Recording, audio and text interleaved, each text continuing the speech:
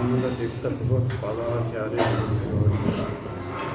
ಆದಿಗುರುಭ್ಯೋ ನಮಃ ಮೂಲಗುರುಭ್ಯೋ ನಮಃ ಮಾಧವತೀರ್ಥ ಗುರುಭ್ಯೋ ನಮಃ ಯೋಗೀಶ್ವರ ಯಾಜ್ಞವಲ್ಕ್ಯ ಸದ್ಗುರುದೇವರ ವೇದಾಂತ ವೇದ್ಯಂ ಸಕಲಾಗಮನಂ ದಯಾಸುಧಾಸಂದಮನಂತರೋಗಂ ಶ್ರೀ ಯಾಜ್ಞವಲ್ಕ್ಯಂ ಪರಿಪೂರ್ಣಚಂದ್ರಂ ಶ್ರೀಮದ್ಗುರುಂ ನಿತ್ಯಂ ಶ್ರೀಶಾಮೀನ ಮನಸೆ ಶ್ರೀ ಧರ್ಮಹೃದಾಯ ಮಾಧವಾರ್ಯ ಗುರುವೆ ನಮೋ ವೈರಾಗ್ಯಶಾಮಿ.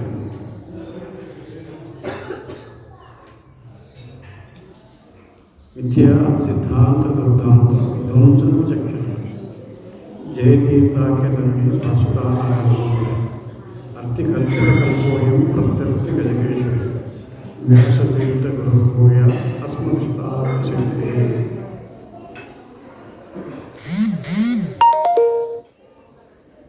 ನಾವು 6ನೇ ಚಾತುರ್ಮಾಸ್ಯ ಬುದ್ಧಿನಿ ಕ್ಷೇತ್ರದ ಮಾಧವ ತೀರ್ಥರ ಸುಕ್ಷೇತ್ರ ಸನ್ನಿಧಾನದಲ್ಲಿ ಶಿಷ್ಯರೊಂದಿಗೆ ಚಾತುರ್ಮಾಸ್ಯ ವ್ರತವನ್ನು ಆಚರಿಸ್ತಾ ಇರೋದು.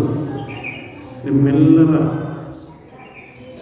ಭಗವಂತನ ಮಾಧವ ತೀರ್ಥರ ಅನುಗ್ರಹ ನಿಮಗೆಲ್ಲರೂ ಆಗಲಿ ಎಂದು ವಿಠಲ ಕೃಷ್ಣ ಈ ಕ್ಷೇತ್ರಕ್ಕೆ ಆಗಮಿಸಿದ್ದಾನೆ. ಮಾಧವ ತೀರ್ಥರು ನಮ್ಮನ್ನು ಕರೆಸಿಕೊಂಡಿದ್ದಾರೆ. ನಿಮ್ಮೆಲ್ಲರ ಒಂದು ಸೇವಾ ಮನೋಭಾವನೆ, ನಾನು ಹೇಳಿದಂತೆ ಪತ್ರಂ ಪುಷ್ಪಂ ಫಲಂ ತೋಯಂ ಯೋಮೇ ಭಕ್ತಿಯ ಪ್ರಯಚ್ಛತಿ, ಅಂದರೆ ಯಥೋವಾಚ ನಿವರ್ತಂತೆ, ಅಂದರೆ ಯಾರು ಯಾವುದನ್ನು ಏನು ಮಾಡಬೇಕು ಅಂತ ಮನಸ್ಸಿನ ಸಂಕಲ್ಪ ಇರ್ತದೋ ಅದನ್ನು ಮಾಡಿ ಅವರು ತೃಪ್ತಿದಾಯಕವಾದ ಒಂದು ಭಗವಂತನಿಗೆ ಸಮರ್ಪಣೆ ಮಾಡೋದೇ ಯಥೋವಾಚ ನಿವರ್ತಂತೆ. ಅಪ್ರಾಪ್ಯ ಮನಸ್ಸಾ ಸಹ, ಮನಸ್ಸಿನ ಜೊತೆಗೂಡಿಕೊಂಡು ಮನಸ್ಸಿನಿಂದ ಕಾಯ ವಾಚ ಮನಸ್ಸ ಅಂತ ಹೇಳ್ತಾರೆ. ಆ ಮನಸ್ಸಿನಿಂದ ನೀವು ಮಾಡ್ತಕ್ಕಂಥ ಸೇವೆ ವಿಠಲ ಕೃಷ್ಣ ತಗೊಳ್ತಾ ಇದ್ದಾನೆ, ಸ್ವೀಕರಿಸ್ತಾ ಇದ್ದಾನೆ. ಅದನ್ನು ಜಯತೀರ್ಥಾಖ್ಯಧರಣಿ ಭಾಸನ ನಹೃದಂಬರೇ. ಟೀಕಾರಾಯರು ಜಯತೀರ್ಥರು ಟೀಕಾಪಾದಾಚಾರ್ಯರ ಅಲ್ಲಿಂದಲೇ ಜಯತೀರ್ಥರ ಒಂದು ಸಂಕಲ್ಪದಂತೆ ಆ ಚಾತುರ್ಮಾಸ್ಯ ಕೆಲವರೆಲ್ಲ ಅಲ್ಲಿಂದಲೇ ಶುರು ಮಾಡ್ತಾರೆ. ವ್ಯಾಸಪೂರ್ಣಿಮದಿಂದ ಹಿಡಿದು ಜಯತೀರ್ಥರು ಕೂಡ್ತಕ್ಕಂಥ ಸಮಯ ಟೀಕಾ ಪಂಚಮಿ. ಆ ಪಂಚಮಿಯಿಂದ ಶುರು ಆದರೆ ಇವತ್ತಿನವರೆಗೂ, ನಾಳೆ ಈ ಪಕ್ಷ ಈ ಮಾಸ ಮುಗಿಯೋವರೆಗೂ, ಆಷಾಢ ಮಾಸ ಚತುರ್ದಶಿವರೆಗೂ ಸನ್ಯಾಸಿಗಳಿಗೆ ಚಾತುರ್ಮಾಸ್ಯ ಕೊಡ್ತಕ್ಕಂಥ ಒಂದು ಕಾಲಾವಕಾಶ, ವ್ಯವಧಾನ ಭಗವಂತ ಕೊಟ್ಟಿರ್ತಾನೆ. ಅಂತಹ ಸಮಯದಲ್ಲಿ ಭಕ್ತರನ್ನು ಜೊತೆಗೂಡಿ ನದಿಯ ತೀರ, ಅಂದರೆ ಯಾವುದಾದ್ರೂ ಒಂದು ಪಾವಿತ್ರ್ಯತೆಯನ್ನು ತಂದುಕೊಡ್ತಕ್ಕಂಥ ಸಾನ್ನಿಧ್ಯ ಸರೋವರ ನದಿ, ಅಲ್ಲಿ ನಮಗೆ ಸ್ನಾನ ಮಾಡಿ ಆ ಸ್ನಾನದಿಂದ ಎಲ್ಲರಿಗೂ ತ್ರಿಲೋಕ ಪ್ರೋಕ್ಷಣೆ ಮಾಡಿ ಅವರಿಗೆ ಇವತ್ತಿನಿಂದ ನೀವು ವೃತಾಚರಣೆ ಬದ್ಧರಾಗಿರಬೇಕು. ಪ್ರತಿಯೊಂದು ಕೂಡ ಚಾತುರ್ಮಾಸ್ಯದ ಅವಧಿಯಲ್ಲಿ ನಿಷ್ಠೆಯಿಂದ ಇದ್ದು ಚಾತುರ್ಮಾಸದ ಕೊನೆಯಲ್ಲಿ ಮತೋತ್ಸವದ ಸ್ನಾನ ಮಾಡುವವರೆಗೂ ನೀವು ಕೂಡ ಚಾತುರ್ಮಾಸದ ವ್ರತಾನುಷ್ಠಾನದ ವಿದ್ಯೆಯಿಂದ ತಿಳಿಸುವುದಕ್ಕೋಸ್ಕರ ನಿರ್ಲೋಕ ಸ್ನಾನ ಮಾಡುವಂತಹ ಒಂದು ಕಾರ್ಯ. ಆ ಕಾರ್ಯದಲ್ಲಿ ನೀವೆಲ್ಲ ಬಂದಿದ್ದೀರಿ. ಎಷ್ಟೋ ಜನ ಈ ಊರಿನವರು ಈ ಚಾತುರ್ಮಾಸಕ್ಕೆ ವೈಭವದಿಂದ ಭಗವಂತನನ್ನು ಬರಮಾಡಿಕೊಂಡಿದ್ದಾರೆ. ಅಂಥ ಭಕ್ತರನ್ನು ಹೊಂದಿರತಕ್ಕಂಥ ಸುಕ್ಷೇತ್ರಕ್ಕೆ ಮಾಧವ ತೀರ್ಥರು ನಿಮ್ಮನ್ನೆಲ್ಲ ನಡೆಸಿಕೊಂಡು ಈ ಪೂಜಾ ಕೈಂಕರ್ಯವನ್ನು ನೋಡಿ ಸಂತೋಷಪಡುವಂತಹ ಭಾಗ್ಯ ನಿಮಗೆ ಒದಗಿಸಿಕೊಟ್ಟಿದ್ದಾರೆ. ಇದು ನಾವು ಮಾಧವ ತೀರ್ಥರಿಗೆ ಏನು ಹೇಳಿಕೊಟ್ಟರು ಕಡಿಮೆ ಆಗಿದೆ. ಯಾಕೆಂದರೆ ಒಬ್ಬ ಸನ್ಯಾಸಿ ಒಬ್ಬ ಕ್ಷೇತ್ರದಲ್ಲಿ ನಿರಂತರವಾಗಿ ಪೂಜೆ ಮಾಡಿಕೊಂಡ್ರೆ ಇವರೇ ಕೊಡ್ತಾರೆ ಪರಮಾತ್ಮ ಅದಕ್ಕೆ ಅಷ್ಟು ಇದ್ದಾಗ ಮಾತ್ರ ಪರಿಪೂರ್ಣತೆಯಿಂದ ಈ ಜಾಗದಲ್ಲಿ ಬದುಕಲಿಕ್ಕೆ ಸಾಧ್ಯ.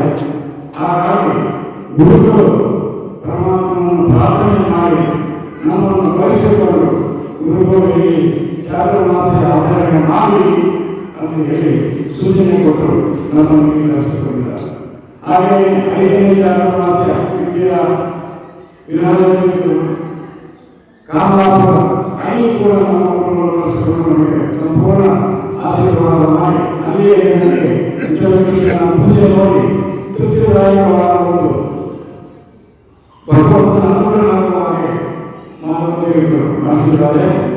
ಇದೆಲ್ಲವೂ ಕೂಡ ಗುರುಗಳ ಒಂದು ಮಹಿಮೆ. ಗುರುಗಳು ಮನಸ್ಸು ಮಾಡಿದರೆ ಯಾವುದು ಬೇಕಾದರೂ ಮಾಡಲಿಕ್ಕೆ ಸಾಧ್ಯ ಉಂಟು. ಇದು 2ನೇ ಸಲ ಅವರಿಗೆ ಬಿಜೆಪಿಯಲ್ಲಿ ಕೊಡ್ತಾರೆ. ನನಗೆ ಕೇಳುವಂತೆ ನಮ್ಮ ಇತಿಹಾಸದಲ್ಲಿ ವಿಠಲಕೃಷ್ಣ 2 ಸಲ ಇತ್ತು ಚಾತುರ್ಮಾಸಕ್ಕೆ ಅನುವು ಮಾಡಿಕೊಂಡಿರ್ತಕ್ಕಂಥ ಕ್ಷೇತ್ರ ಪ್ರತಿನಿಧಿ ಕ್ಷೇತ್ರ ಆಗಿದೆ. ಈ ಕ್ಷೇತ್ರದಲ್ಲಿ ಅನೇಕ ಸಲ ನಮ್ಮ ಕಳಿಸಿಕೊಂಡು ಪೂಜೆ ಮಾಡುವಂತಹ ಭಾಗ್ಯ ಆರೋಗ್ಯಗಳು ಒದಗಿಸಿಕೊಟ್ಟಿದ್ದಾರೆ. ಇದೆಲ್ಲವೂ ನಿಮಗೆ ಗೊತ್ತಿರುವ ವಿಚಾರ. ಆದ್ದರಿಂದ ಇವತ್ತಿನಿಂದ ನಾವು 45 ದಿವಸ ಅಂದರೆ ಭಾದ್ರಪದ ಶುಕ್ಲ ಪೌರ್ಣಿಮೆ ಅನಂತರ ಚತುರ್ದಶಿ ಪೌರ್ಣಿಮೆ ಇವೆರಡು ಪರ್ವಕಾಲ ನಮಗೆ ಭಗವಂತ ಅವಕಾಶ ಕೊಟ್ಟಿರ್ತಾನೆ. ಈ 2 ಪರ್ವಕಾಲದಲ್ಲಿ ಅಲ್ಲಿಯವರೆಗೂ ನೀವು ನಿಷ್ಠಾವಂತರಾಗಿದ್ದು ಅನಂತ ಚತುರ್ದಶಿಗೆ ಅನಂತನಿಗೆ ಸಮರ್ಪಣೆ ಮಾಡಿ ಪೂರ್ಣ ಸಮಾಪ್ತಿಯಾಗಿ ನೀವು ಸಿಂಹವನ್ನು ಮಾಡಬೇಕು ಅನ್ನುವಂಥ ಒಂದು ಭಗವಂತ ಶಾಸ್ತ್ರದಲ್ಲಿ ಹೇಳಿರುವಂತೆ ನಾವು ಈ ಪರಿಸರದಲ್ಲಿ ಈ ವಾತಾವರಣದಲ್ಲಿ ಅಂದರೆ ಋತುಗಳಲ್ಲಿ ಗ್ರೀಷ್ಮ ಋತು, ವರ್ಷ ಋತು ಇವೆರಡು ಅತ್ಯಂತ ಭಾರಿ ಸೂಕ್ಷ್ಮ ಋತುಗಳು. ಆರೋಗ್ಯದಿಂದ ಮತ್ತು ನಮ್ಮ ದೈಹಿಕವಾಗಿ ನಮ್ಮ ರಕ್ಷಣೆಗಾಗಿ ನಾವೇನೆಲ್ಲ ಮಾಡಬೇಕು ಅದನ್ನು ಮಾಡಲಿಕ್ಕೆ ಒಂದು ಕಡೆ ಇದ್ದು ಮಾಡಲಿಕ್ಕೆ ಸಾಧ್ಯತೆ ಉಂಟು. ಅದನ್ನು ನಮಗೆ ಭಗವಂತ ಅವಶ್ಯಕತೆ ಕೊಟ್ಟಿದ್ದಾನೆ. ಆಯಾ ಪದಾರ್ಥಗಳನ್ನು ಮಾತ್ರ ಸ್ವೀಕರಿಸಿ ಹೃದಯದಲ್ಲಿ ಇರಬೇಕು. ಇದು ನಮ್ಮ ಚಾತುರ್ಮಾಸದ ಒಂದು ನಮ್ಮ ಸನ್ಯಾಸಿಗಳಿಗೆ ಅಲ್ಲದೆ ಗೃಹಸ್ಥರಿಗೂ ಕೂಡ ಚಾತುರ್ಮಾಸ ವ್ರತ ಮಾಡುವಂತಹ ಒಂದು ಪದ್ಧತಿ ಇದೆ. ನೀವೆಲ್ಲ ಮಾಡ್ತಾ ಇದ್ದೀರಿ, ಅದೆಲ್ಲ ನಿಮಗೆ ಶ್ರೇಷ್ಠ ಕೊಟ್ಟಿರ್ತಕ್ಕಂಥ. ಹಾಗಾಗಿ ಇವತ್ತಿನ ದಿವಸ ನಾವು ಚಾತುರ್ಮಾಸ ಕೈಗೊಂಡಿದ್ದೇವೆ. ನಮ್ಮದೇನು ಏನೇನು ಭಗವಂತ ನಮ್ಗೆ ಏನು ಕೊಟ್ಟಿದ್ದಾನೋ ಅದನ್ನೇ ನಾವು ಜೀವನ ಮಾಡ್ತಕ್ಕಂಥದ್ದು. ಕೇವಲ ನಮ್ಮೊಬ್ಬಿ ನಚರತಿ ಈ ಏನು ತಿಪ್ಪಲಾಗ ಹೋಗೋದು ಕೂಡ ಅವನು ಏನು ಮಾಡ್ತಾನೆ ಅದನ್ನೇ ನಾವು ಮಾಡ್ತೇವೆ ಅನ್ನೋದನ್ನ ಇವತ್ತಿನ ದಿವಸ ಆ ಭಗವಂತನ ಮನೆ ಹೋಗಿದ್ದೇವೆ. ಅವನ ಆಜ್ಞೆ ಪ್ರಕಾರ ನಾವೆಲ್ಲರೂ ಸೇರಿದ್ದೇವೆ. ಅವನ ಕೃಪೆ ನಮ್ಮ ಮೇಲೆ ಇರುತ್ತದೆ. ಭಗವಂತ ಏನು ಬೇಕಾದ್ರೂ ಮಾಡಿಸ್ತಾನೆ ಅನ್ನೋದನ್ನ ಇವೆಲ್ಲ ಸೇರಿ ಮಾಡಿಸಿ ತೋರಿಸಿದ್ದೀವಿ.